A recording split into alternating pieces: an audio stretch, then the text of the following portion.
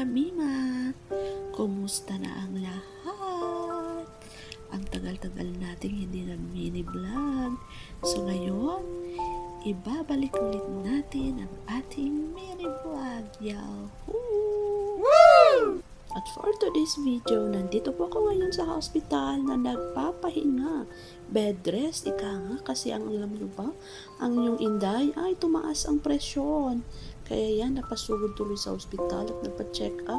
Yan, tuloy nagpa-check in. So ngayon, kailangan niya mag-bed rest muna. At dahil nga hindi natin kabuwanan ngayon, kailangan makontrol muna ang ating BP. So ito po ang aking mga kagamutan, ang aking mga vitamins na tinitake ngayon. So habang nandito tayo sa hospital, hindi pa rin dapat mawala ang mga yan. At ating itutuloy ang ating pag-take ng gamot. So dahil nga mataas ang ating presyon, kailangan mo nang naka-standby o nandito sa hospital para ma-monitor ng maigi. So ayan, nagsi-CTG po ako everyday para po ma-monitor ang fetal movement at kung walang contraction at kung okay lang si baby. So yan po yung gamit natin. Tinatawag natin siyang CTG para ma-monitor si baby. May contraction. Ayan. And then yung toko. This one.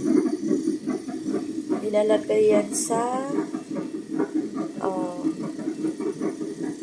banda ng heartbeat ni baby sa FHD. Ayan. So yan ang tunog na.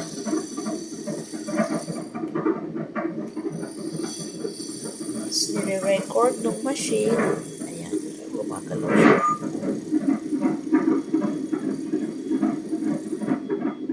After 20 minutes, kusa na pong magre-read ang ating CTG.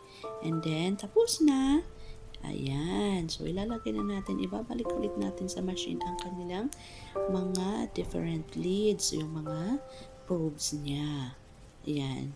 So, ganyan po. So, yan po ang monitoring natin everyday.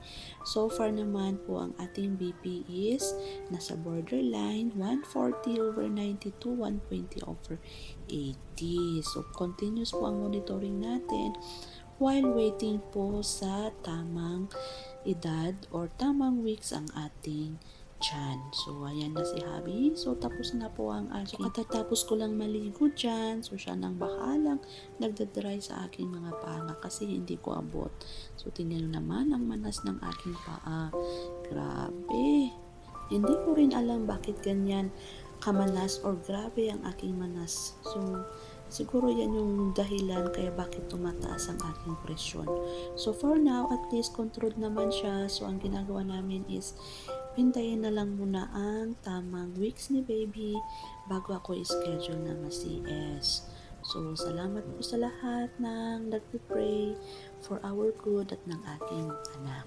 So, that's for now. Thank you for watching and see you in our next vlog. Bye!